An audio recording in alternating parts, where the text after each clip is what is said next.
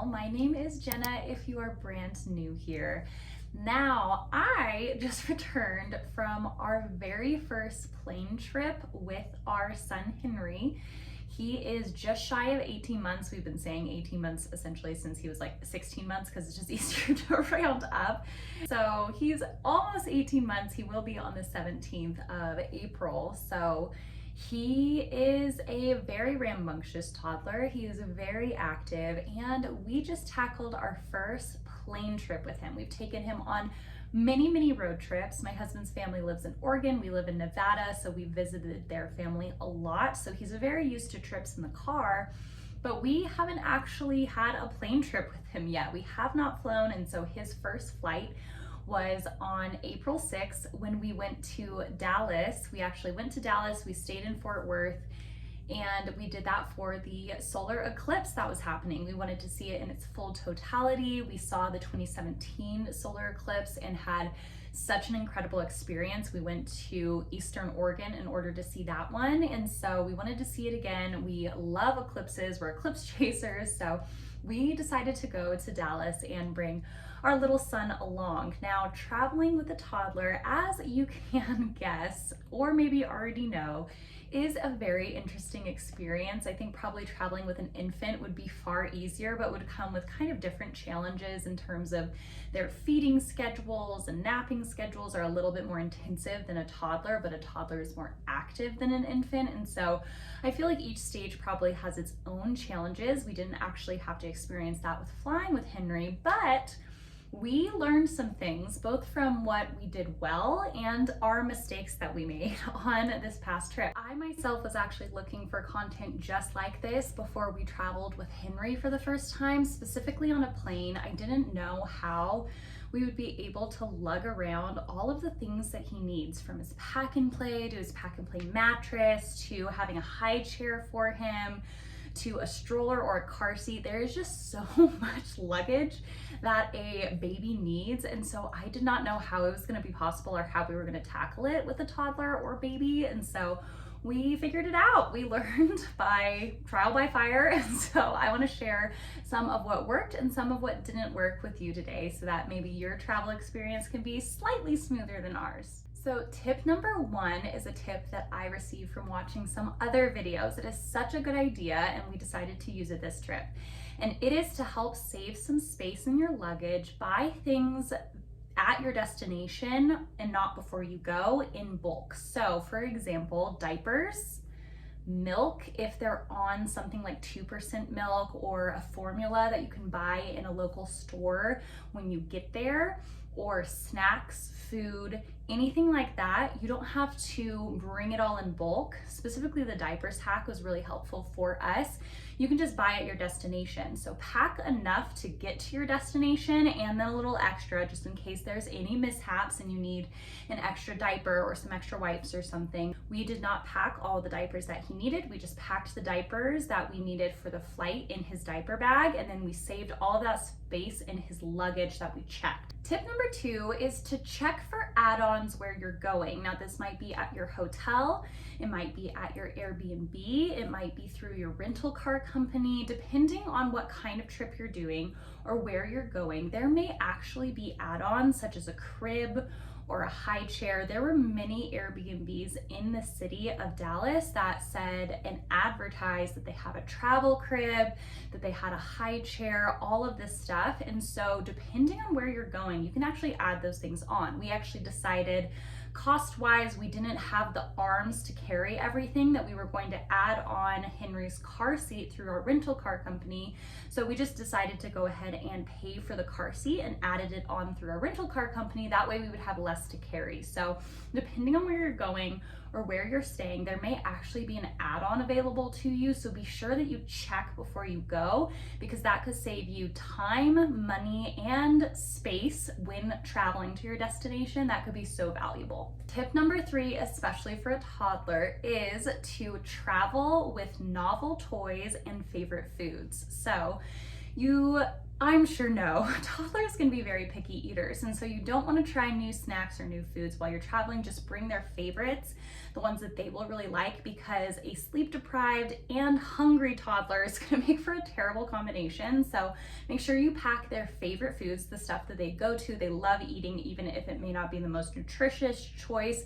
Just to get to your travel destination, it's worth it just to keep them full and fed. And then the second thing is to actually buy new toys for the trip. We decided to go ahead and do this. I ran to Target the day before we went.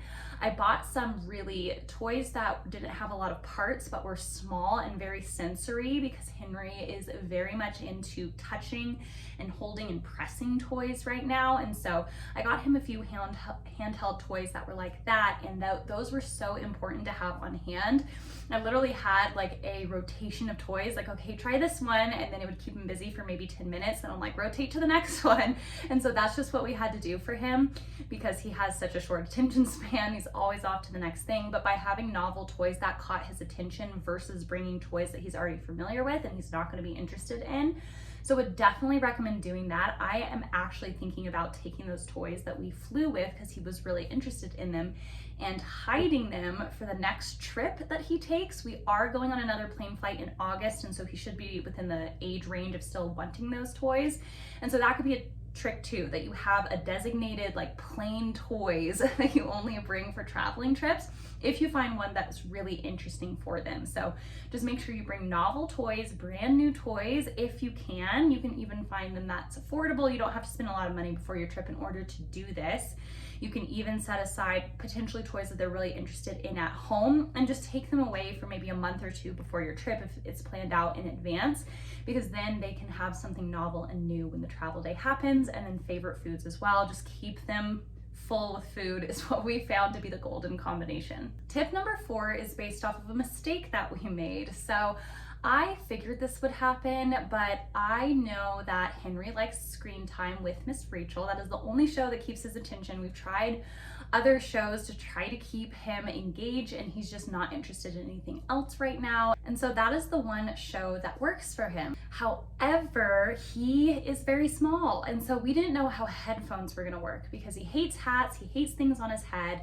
And so we were hoping, okay, as soon as we get on the plane, we'll just pop the headphones on him and he'll hear Miss Rachel, or he'll hear his show through the headphones, and then he'll keep them on and he'll be engaged. That was not the case. He was fighting them. He wanted them off. We tried popping them on at different times. We tried kind of holding them away from his ears. He did not like them. So my tip based on that mistake is to do headphone training before you go on your trip. Don't pop headphones on them for the first time on the plane itself. What we ended up doing is we played Miss Rachel at a very low volume. Thankfully, the flight itself was so loud, because I know that a lot of airlines will tell you that you have to put headphones in, and that, you know, for the peace of the people around you, you can't do that. But because I was at the window seat, my husband was in the middle, and then we had someone next to us in the aisle, we were pretty far removed on that side. I just took my hand on the phone and cupped it so that it kind of created a little like sound funnel so he could hear it. And so we actually could hear it. It wasn't loud. We didn't think it was really disturbing anyone around us. We thought like if anyone was popping in headphones of their own, they couldn't hear this at all. But I was kind of worried in the back of my head that someone was going to tell us we need to put headphones in, because Henry cannot do headphones right now. And so to prep for the future trip, we're gonna have to do some headphone training with him so that he likes it and doesn't take them off immediately. But he was not a fan of them. We did the over the ear ones instead of on the ear, because we thought those would be more comfortable, but he just wanted them off immediately. And so we'll have to do some training with him in the future, but would definitely recommend introducing headphones before the travel day. Now, tip number 5 will kind of have to do with your specific family and your circumstances, but I think it is pretty known across the board that when you travel with children, you have to prep to go a slower pace than what you would travel with or what you would do normally. Children just don't have the same energy levels as adults do when traveling, and they get a lot more tired, a lot more cranky, and a lot more beat down faster than adults maybe will on a travel day. And so if you want to retain their energy levels and your own sanity, I would suggest just preparing yourself to do less in a day than you normally would. Normally for a trip,